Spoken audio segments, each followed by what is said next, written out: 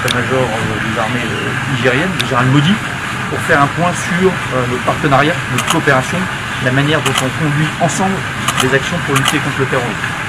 C'est un partenariat qui fonctionne bien, même s'il y a toujours des choses à améliorer, mais qui progresse avec une vraie fraternité d'armes. Les soldats nigériens, les soldats français côte à côte pour lutter contre le terrorisme.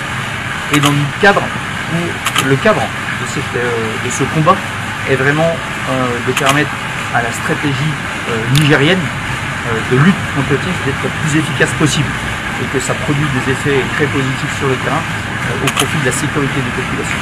Alors la coopération elle fonctionne bien parce qu'en fait on est vraiment en appui de l'armée nigérienne qui définit quels sont les objectifs à remplir sur le terrain.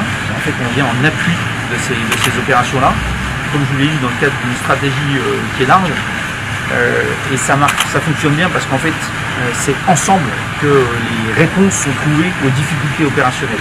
C'est ça qui est le plus important, avec les postes de commandement qui sont colocalisés à Oualam.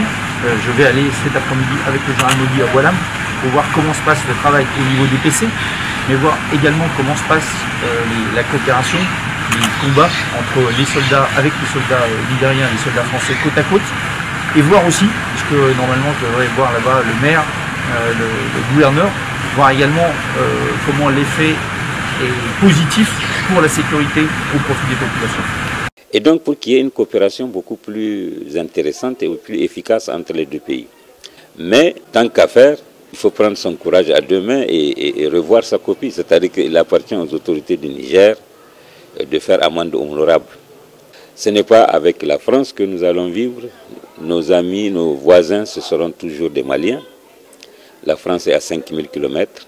Et donc il faut bien regarder les choses en face et se dire que si on veut faire quelque chose de manière efficace, il faut le faire avec nos voisins.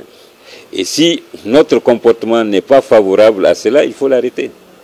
Donc il appartient aux autorités du Niger de ne pas se contenter de petites visites impromptues comme ça de chefs d'état-major, mais d'avoir un comportement plus responsable vis-à-vis des autorités maliennes. Et c'est ça qui peut permettre de faire bouger les lignes et de finir par avoir des relations un peu plus cordiales entre les deux pays. Et vous savez bien que le bâton n'a pas marché. Pourquoi pas la carotte maintenant? Puisque systématiquement le Mali a une attitude radicale qui consiste à ne plus avoir besoin de relations avec l'État français. Et bien maintenant il y a un assouplissement observable qui voudrait que ceux qui sont pro-français fassent une démarche pour chercher encore à renouer les fils, parce que après avoir qualifié de tous les noms d'oiseaux ces autorités, il faut aujourd'hui faire amende honorable et accepter que c'est quand même eux nos voisins, ce n'est pas la France.